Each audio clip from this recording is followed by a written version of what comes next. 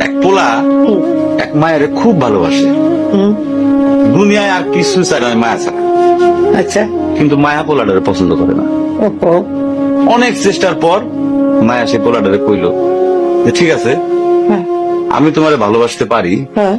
আমার একটা জিনিস এনে দিতে হবে। কি রে?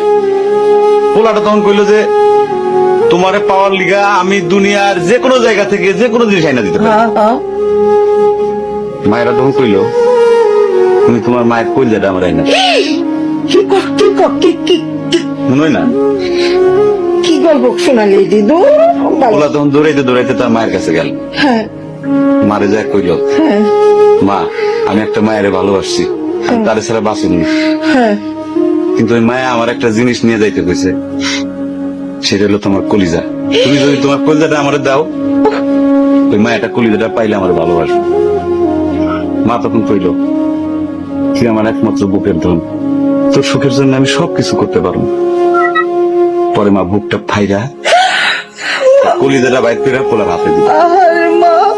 পোলাটা কলিজাটা হাতে পাইয়া যে কি খুশি, মা দৌড়াইতেছে দৌড়াইতেছে দৌড়াইতেছে, দৌড়াইতে দৌড়াইতে হঠাৎ রাস্তার মধ্যে উষ্টা খাইয়া পড়ে গেছে।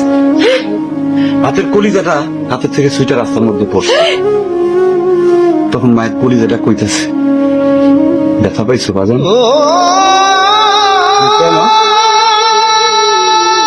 মায়া যদি এইরকম কয়, সেই মায়ের আমি, আমার মনে হয় জগতের সব মায়ে একরকম, মা আমি পারো না, মা আমি তোমার সাথে থাকতে পারবো না, মা।